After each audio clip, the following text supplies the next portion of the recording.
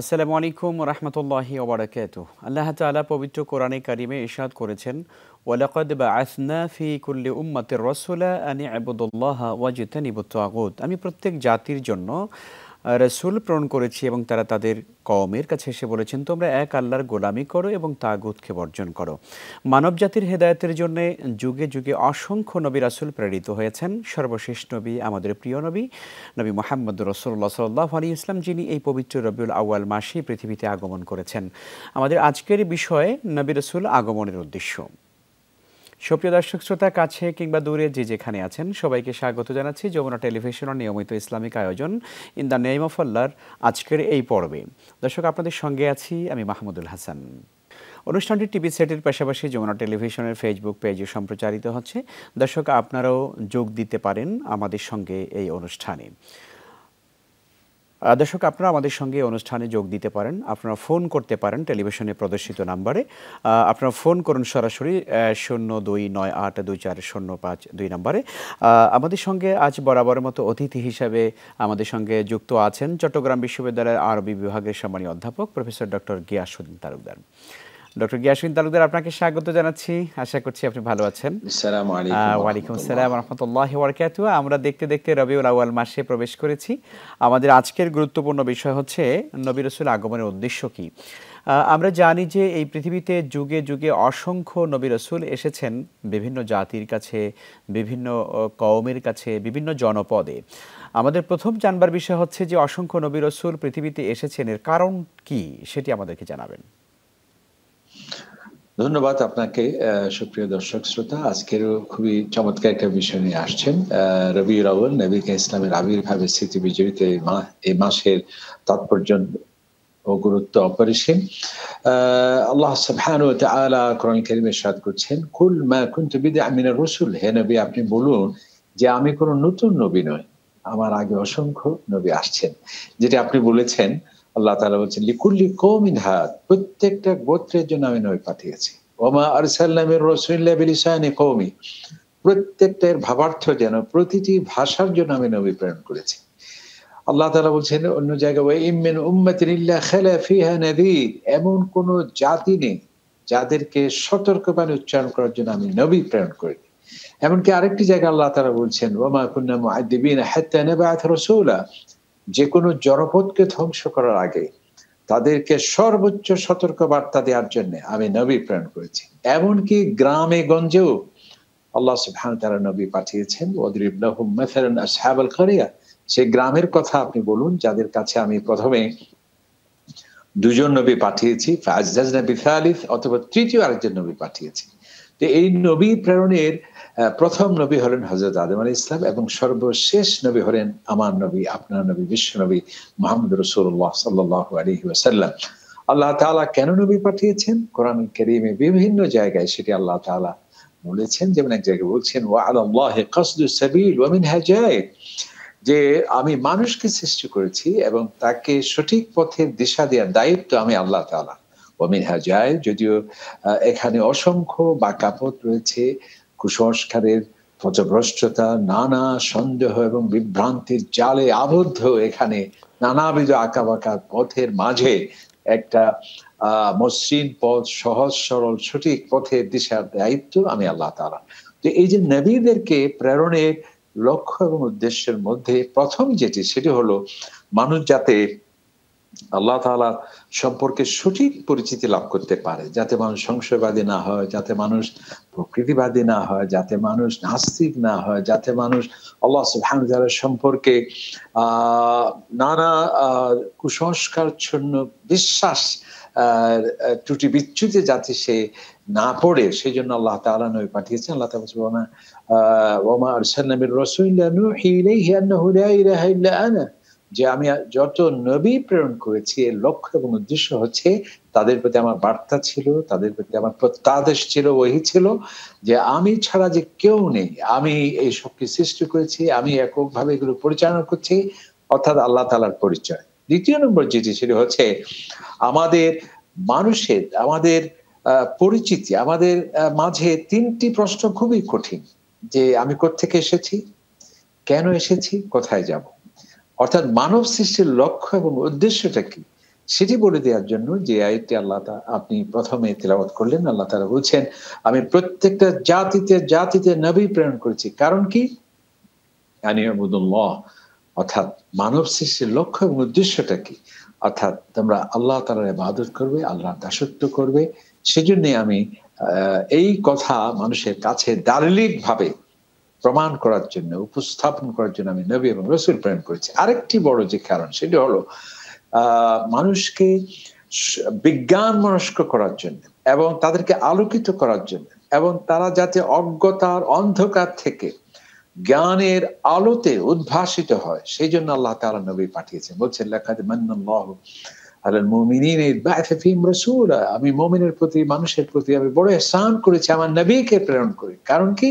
ইয়াতলু আলাইহিম আয়াতি, তিনি তোমাদের সামনে আমার কোরআনের নিদর্শন সমূহ তেলাওয়াত করবেন এবং তোমাদেরকে পরিশীলিত করবেন, ওয়াইযাক্কিহিম, তোমাদেরকে মার্জিত করবেন, সংস্কৃত করবেন, পবিত্র করবেন, ওয়ায়ুআল্লিমুকুম মা লাম তাকুনু তা'লামুন, এবং তোমরা যে বিষয়ে তোমাদের জ্ঞান নেই সে বিষয়ে সুস্পষ্ট জ্ঞান দেওয়ার জন্য আমি আমার নবীকে প্রেরণ করছি। আরেকটি জায়গায় আল্লাহ তাআলা বলছেন, আজকে যে আমরা সামাজিক সুবিচারের কথা বলি, যেটাকে আমরা সোশ্যাল জাস্টিসের কথা বলি, সেই সামাজিক সুবিচার প্রতিষ্ঠার জন্য, যাতে মানুষে ভেদাভেদ না হয়, যাতে মানুষে ঝগড়া বিভেদ না হয়, যাতে মানুষের মধ্যে হিংসা, জিঘাংসা, রক্তপাত এগুলো না হয়ে সামাজিক সুবিচার যাতে প্রতিষ্ঠিত হয়, সেই লক্ষ্যে, অর্থাৎ ল এন্ড অর্ডার যেটাকে আমরা বলছি, সেটি নিশ্চিত করার জন্য আল্লাহ তাআলা নবীদের প্রেরণ অনেক করেছেন। ধন্যবাদ আপনাকে ডক্টর গিয়াসউদ্দিন তালুকদার। আমরা আরো কিছু বিষয় জানবো ইনশাআল্লাহ বিস্তারিত। একজন দর্শক আছেন আমাদের সঙ্গে। দর্শক, আপনার পরিচয় দিয়ে প্রশ্ন করুন। আসসালামু আলাইকুম, আমি রাজশাহী থেকে সাদ আহমদ বলছিলাম। জি, আমি আসলে 2-3টা প্রশ্ন করব। প্রশ্ন হচ্ছে আমার একটা, আমি দাড়ি ছেড়েছি, তো অনেকে সৌন্দর্য বর্ধনের জন্য কানের নিচে দাড়িটা একটু সাইজ করে, এইরকম কি কোনো বিধান আছে কিনা? আর ওযু করার সময় দাড়ির ভেতরে পানি প্রবেশ করানো যাবে কিনা, করতে হবে কিনা, এবং ঘাড় মাসলেও কি হুজুর সুন্নত কিনা? এই 3টাই প্রশ্ন আমার। অনেক ধন্যবাদ আপনাকে দর্শক। আমরা আমাদের সম্মানিত অতিথির কাছ থেকে ইনশাআল্লাহ প্রশ্নের জবাব নিব, তবে তার আগে একটি ছোট বিরতি নিয়ে নিচ্ছি। সময় হয়েছে বিরতির। প্রিয় দর্শক, আপনারা দেখছেন ইন দ্য নেম অফ আল্লাহ। আমরা বিরতির পরে আলোচনায় আবার ফিরবো ইনশাআল্লাহ। থাকুন আমাদের সঙ্গেই।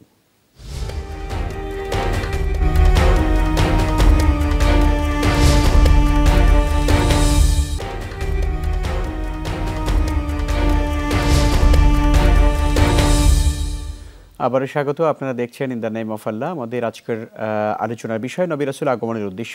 আমাদের সঙ্গে সম্পৃক্ত রয়েছেন, জয়েন রয়েছেন professor doctor Giasuddin Talukdar. Doctor Giasuddin Talukdar, আপনার কাছে আমরা আবারও ফিরে আসছি। আমরা আলোচনা করছিলাম এই পৃথিবীতে মানব ইতিহাসে নবী রাসূল আগমনের উদ্দেশ্য কী ছিল। আপনি অনেকগুলো কারণ বলেছেন, এই বিষয়ে যদি আরো বলেন। ধন্যবাদ আপনাকে। যেটা আমরা শেষ করতে পারিনি সেটা হলো যেটাকে আমরা সোশ্যাল জাস্টিস বলছি, সামাজিক সুবিচার। আল্লাহ তাআলা কোরআন কারীমে বলছেন, লাকাদ আরসালনা রুসুলানা ওয়া আনজালনা মাআহুল কিতাব ওয়াল মিজান, আমি আমার নবীদের প্রেরণ করেছি, রাসূলদের প্রেরণ করেছি, তাদেরকে আমি আসমানি গ্রন্থ দিয়েছি, তাওরাত, ইনজিল, জবুর, কোরআন। লক্ষ্য কি? লিয়াকুমান নাস বিল কিসত, যাতে মানুষের মাঝে সামাজিক সুবিচার প্রতিষ্ঠিত হয়, যাতে শ্বেতাঙ্গ কৃষ্ণাঙ্গ নিয়ে বিরোধ না হয়, যাতে মানুষের মাঝে সাম্প্রদায়িক সম্প্রীতি সহ মানুষের সকল অধিকার যাতে সুস্পষ্টভাবে, সুন্দরভাবে সুনিশ্চিত হয়, সেটিকে প্রতিষ্ঠিত করার জন্য আমার নবী এবং রাসূলদের প্রেরণ করেছি। আরেকটি হচ্ছে, আল্লাহ সুবহানাহু ওয়া তাআলা আমার নবীকে ইসলামের আগমনের উদ্দেশ্য সম্পর্কে বলছেন, ওয়ামা আরসালনাকা ইল্লা রাহমাতাল লিল আলামিন, হে আমার হাবিব, আপনাকে আমি পাঠিয়েছি রহমতের মূর্ত প্রতীক হিসেবে, অর্থাৎ সকল অশান্তি, ফিতনা, ফাসাদ সেগুলোকে দূরীভূত করে শান্তি প্রতিষ্ঠার লক্ষ্যে আমি আপনাকে প্রেরণ করেছি। এবং আরেকটি জায়গায় আল্লাহ সুবহানাহু ওয়া তাআলা আমার নবীকে ইসলামের আগমনের লক্ষ্য এবং উদ্দেশ্য সম্পর্কে বলছেন, লাকাদ কানা লাকুম ফি রাসূলিল্লাহ উসওয়াতুন হাসানাহ, নবীরা হচ্ছেন আমাদের জন্য সর্বোত্তম আদর্শ। আমরা জীবনের প্রত্যেকটা দিক বিভাগে, আমরা ছোটবেলায় যখন লেখা অনুশীলন করতাম, একটা আদর্শ লিপি ছিল, তার উপর হাত লিখে লিখে আমরা পরিচর্যা করে সুন্দর হস্তাক্ষরগুলো আয়ত্তে আনার চেষ্টা করতাম। ঠিক একজন ভালো মানুষ হতে গেলে, আমি যদি আদর্শ প্রতিবেশী হতে চাই, আমি যদি আদর্শ মানুষ হতে চাই, আমার একজন মডেল দরকার। সেই মডেলকে সর্বোত্তম আদর্শ হলেন নবীরা। সেই জন্য আল্লাহ তাআলা বলেছেন, লাকাদ কানা লাকুম ফি রাসূলিল্লাহ, আমার রাসূলই হচ্ছেন তোমাদের জন্য সর্বোত্তম আদর্শ। আরেকটা হচ্ছে আমরা সুন্দর চরিত্র, ফুলের মতো পবিত্র সুন্দর চরিত্র যে স্লোগান আমরা দেই, সেই চারিত্রিক সৌন্দর্যের গুণাবলী কি, এটি কিভাবে এই চারিত্রিক সৌন্দর্যে আমরা প্রস্ফুটিত হব, সেটার নমুনা পেশ করার জন্য আল্লাহ নবীকে আল্লাহ সুবহানাহু ওয়া তাআলা পাঠিয়েছেন, যেটি নবী ইসলাম নিজেই বলছেন, বুইসতু লিউতাম্মিমা মাকারিমিল আখলাক, যে চারিত্রিক সৌন্দর্য কাকে বলে সেটি উৎকর্ষ সাধিত করে তোমাদের কাছে নমুনা পেশ করার জন্য আল্লাহ পাক সুবহানাহু ওয়া তাআলা। অনেক ধন্যবাদ আপনাকে ডক্টর গিয়াসউদ্দিন তালুকদার। আমাদের দর্শক জানতে চেয়েছিলেন, একজন দর্শক ফোন করে জানতে চেয়েছিলেন যে দাড়ি রাখার ক্ষেত্রে অনেক সময় দাড়িগুলো একটু এলোমেলো হয়ে যায়, সেটাকে সুবিন্যস্ত করে রাখা যাবে কিনা, কাটা যাবে কিনা, দাড়ির খেলাল করা এটা জরুরি কিনা, এবং ঘাড় মাসেহ করা অজুতে এটা সুন্নাহ কিনা? মাশাআল্লাহ, খুবই চমৎকার প্রশ্ন করেছেন। আসলে একটি হাদিস আছে যে ইন্নাল্লাহ জামিল ইউহিব্বুল জামাল, আল্লাহ তাআলা আমি সুন্দর সৌন্দর্যকে পছন্দ করি। নবী ইসলাম ইরশাদ করেছেন জাজ্জুল শাওয়ারিব ওয়াফুল লুহা, তোমরা গোফকে ছোট করো, দাড়িকে ছেড়ে দাও। তো দাড়িকে ছেড়ে দাও মানে এই নয় যে সেটি অবিন্যস্ত ভাবে উস্কো খুস্কো ভাবে এলোমেলো ভাবে থাকবে, বরং এটাকে সুন্দর কাটছাট করার ক্ষেত্রে কোনো বাধা নেই। এবং ওলামায়ে কেরাম বলছে এক মুষ্টি পর্যন্ত সেটি সুন্দরভাবে, যেটিকে দূর থেকে দেখে মনে হয় যে লোকটি দাড়ি রেখেছে, এটাই হলো স্ট্যান্ডার্ড। দ্বিতীয় নম্বর হচ্ছে ওযু করার সময় দাড়ি খেলাল করা অত্যাবশ্যক কিনা। হ্যাঁ, যাদের দাড়ি খুবই ঘন কিংবা সেখানে ওযুর পানি যাতে পৌঁছে সেটি চেষ্টা করা দরকার, খেলাল করাটা ভালো। তবে তার মানে এই নয় যে কিছু মানুষ আমরা দেখা যায় প্রায় ১ ঘন্টা সময় শুধু খেলাল করতে আছে, আশেপাশে সব লোককে ভিজিয়ে দিচ্ছে। এই ধরনের সন্দেহ নিয়ে আসাটা ঠিক নয়, কারণ আদ-দীন ইউসর, ইসলাম হচ্ছে সহজ। তৃতীয় নম্বর যেটি, সেটা হলো ঘাড় মোছা করা। এটি ফিকহের কিতাবগুলোতে আসলে সে মাথা মোছা করার কথা বলা হয়েছে, কানের উপর কথা বলা হয়েছে, কিন্তু ঘাড়ের সাথে এখানে কোনো সম্পর্ক নেই। সুতরাং ঘাড়ে মোছা করাটা এটা কোনো অত্যাবশ্যক নয়। অনেক অনেক ধন্যবাদ আপনাকে ডক্টর গিয়াসউদ্দিন তালুকদার। আমরা আসবো ইনশাআল্লাহ তাআলা আপনার কাছে আবারও আরেকটি গুরুত্বপূর্ণ প্রসঙ্গ নিয়ে বিরতির পরে। প্রিয় দর্শক, নিচ্ছি আরেকটি বিরতি, ফিরছি কিছুক্ষণের মধ্যে ইনশাআল্লাহ।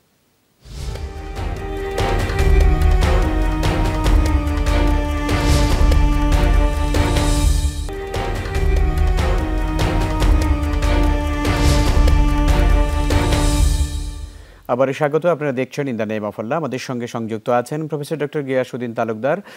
ডক্টর গিয়াসউদ্দিন তালুকদার, আপনার কাছে আমরা আবারও ফিরে আসছি। যে প্রসঙ্গে আলোচনা শুনছিলাম যে নবী রাসূল আগমনের উদ্দেশ্য কী ছিল পৃথিবীতে, নবীদের আগমনের ধারা তো পরিসমাপ্তি ঘটেছে। আমাদের নবী সর্বকালে সর্বযুগের সর্বশ্রেষ্ঠ নবী মুহাম্মদ রাসূলুল্লাহ সাল্লাল্লাহু আলাইহি ওয়াসাল্লামের মাধ্যমে কোনো একজন মুসলিমের কি এ ব্যাপারে কনফিউজ হওয়ার সুযোগ আছে যে আল্লাহ রাসূল শেষ নবী কি নবী না, বা তারপরে আর কোনো নবী আসতে পারেন, এরকম ধারণা কোনো মুসলমানের রাখার সুযোগ আছে কিনা? কখনো না। আমরা জানি এই কথা, একজন মুসলিম মাত্রই সকলে আমরা জানি যে, এমনকি আহলে কিতাবরাও জানেন যে সর্বপ্রথম নবী হলেন হযরত আদম আলাইহিস সালাম, যিনি আমাদের আদি পিতা, তিনি হলেন প্রথম নবী, তিনি আমাদের আদি পিতা। আর এই যে লক্ষ লক্ষ নবীরা আসছেন, এই নবুয়ত এবং রিসালাতের পরিসমাপ্তি হয়েছে বিশ্বনবী মুহাম্মদ রাসূলুল্লাহ সাল্লাল্লাহু আলাইহি সাল্লামের মাধ্যমে।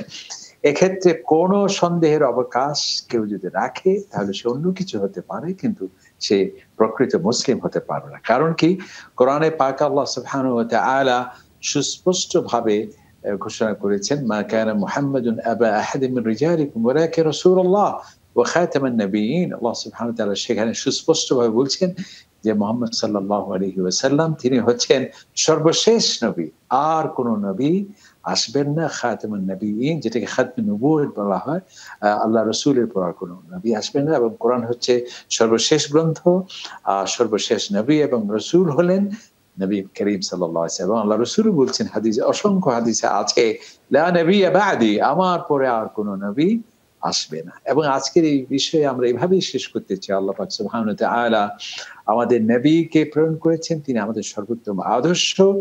আজকে আমরা একথা জানি যে পৃথিবীর সর্বপ্রথম লিখিত সংবিধান মদিনা সনদ আমার নবীকে ইসলাম উপহার দিয়েছেন। এমনকি আমরা যে আদমশুমারি বলি এই কনসেপ্ট নবীকে ইসলাম সর্বপ্রথম দিয়েছেন। এবং এই যে আজকে সাম্প্রদায়িক সম্প্রীতি, ধর্মীয় স্বাধীনতা নবীরাই সেটি দিয়েছেন। আল্লাহ তাআলা কোরআনে বলছেন লা ইকরাহা ফিদ-দীন, কোনো বল প্রয়োগের মাধ্যমে এই ধর্ম বিশ্বাস কারোর উপর চাপিয়ে দেওয়া যাবে না। আফা আনতা তুকরিহুন নাস হাত্তা ইয়াকুনু মুমিনিন, যে আপনি কি বল প্রয়োগ করবেন যে সকলেই একই ধর্মের হয়ে যাবে, তা হতে পারে না। এবং আমাদের নবী কারীম সাল্লাল্লাহু আলাইহি ইসলামের এই আদর্শ অনুপ্রাণিত অনেক অমুসলিম পর্যন্ত যে প্রশংসা গেয়েছেন, যে আপনারা জানেন যে মাইকেল হার্ট তিনি দা 100 বই লিখেছেন, তিনি একজন খ্রিস্টান হয়েও তিনি 1 নম্বর স্থান দিয়েছেন বিশ্বনবী মুহাম্মদ রাসূলুল্লাহ সাল্লাল্লাহু আলাইহি ওয়াসাল্লামকে। কেন? যেহেতু তার আদর্শ মানবতা বিকাশের লক্ষ্যে আর কোনো বিকল্প নেই। এরপরে জর্জ বার্নার্ড শো তিনি অকপটে স্বীকার করেছেন, বলেছেন যে আজকে আমাদের ইউরোপ এর যে সভ্যতা এর শ্রেষ্ঠাংশে আমরা ঋণী এক ব্যক্তির কাছে, তিনি হলেন বিশ্বনবী মুহাম্মদ রাসূলুল্লাহ সাল্লাল্লাহু আলাইহি ওয়াসাল্লাম। এবং এই জন্যই আল্লাহ রাসূল বলছেন বুইসতু মুআল্লিমান, সমগ্র মানবতার শিক্ষক করে আল্লাহ তাআলা আমাকে পাঠিয়েছেন। আলাম নাশরাহ লাকা সাদরাক, আল্লাহ তাআলা বলছেন হে আমার নবী আপনার বক্ষকে আমি কি জ্ঞান দিয়ে পরিপূর্ণ করিনি? এই জন্য আসুন আমরা আল্লাহ রাসূলের আদর্শ আমাদের জীবনের প্রত্যেকটা দিক বিভাগে তার সুন্নাহকে আমরা আঁকড়ে ধরি এবং কোরআন এবং সুন্নাহর মাধ্যমে আমরা জীবন গড়ে তুলি, তাহলে আমরা এই দুনিয়াতে। অনেক ধন্যবাদ আপনাকে ডক্টর গিয়াসউদ্দিন তালুকদার। আপনি যথার্থই বললেন যে রাসূল সাল্লাল্লাহু আলাইহি ওয়াসাল্লামের পরে আর কোনো নবী এবং রাসূল আসবেন না। আমরা আর 1 মিনিটে আপনার কাছ থেকে জানতে চাইছি রাসূল সাল্লাল্লাহু আলাইহি ওয়াসাল্লাম যেই আদর্শ পৃথিবীতে নিয়ে এসেছিলেন সেটাকে আমরা কিভাবে ধারণ করতে পারি? আজকের এই ঝঞ্ঝা বিক্ষুব্ধ পৃথিবীতে আজকে আমরা আছি, আমাদের অধিকার নেই, অধিকার বঞ্চিত মানবতা, কি করে তারা শান্তি পেতে পারে? আপনি চমৎকার বলেছেন, যেটা আল্লাহ তাআলা কোরআন শরীফে বলছেন ইন তুতিউহু তাহতাদু, যদি তোমরা আমার নবীর আদর্শকে মেনে চলো, তাকে যদি অনুসরণ করো, সঠিক পথ প্রাপ্ত হবে। আর জায়গায় আল্লাহ তাআলা বলছেন ওয়াত্তাবিউ লাআল্লাকুম তুফলিহুন, তোমরা আমার রাসূলের আদর্শকে অনুসরণ করো, তাহলে তোমরা সাফল্যমণ্ডিত হবে। এবং আজকে যে অশান্তি এর মূল কারণ হচ্ছে আমরা কোরআন থেকে দূরে, নবী ইসলামের আদর্শ থেকে দূরে। আল্লাহ তাআলা আমাদের সবাইকে সেই তৌফিক দান করুন, আমরা যেন কোরআন এবং সুন্নাহর দিকেই যেন ফিরে আসতে পারি। প্রফেসর ডক্টর গিয়াসউদ্দিন তালুকদার আপনাকে অনেক অনেক ধন্যবাদ জানাচ্ছি। ইনশাআল্লাহ তাআলা রাসূলের জীবনের উপরে আমরা ধারাবাহিক আলোচনা করব এই পুরো রবিউল আউয়াল জুড়ে। আপনাকে অসংখ্য মোবারকবাদ। প্রিয় দর্শক শ্রোতা, এই ছিল আমাদের আজকের ইন দ্য নেম অফ আল্লাহ অনুষ্ঠানের আয়োজন। ইনশাআল্লাহ তাআলা আগামীকাল ঠিক একই সময়ে আমরা আরেকটি গুরুত্বপূর্ণ বিষয় নিয়ে আপনাদের সামনে হাজির হব, আলোচনা করব, দেখা হবে ইনশাআল্লাহ তাআলা। সকলে ভালো থাকুন, নিরাপদে থাকুন। আল্লাহ হাফেজ। আসসালামু আলাইকুম ওয়া রাহমাতুল্লাহি ওয়া বারাকাতুহু।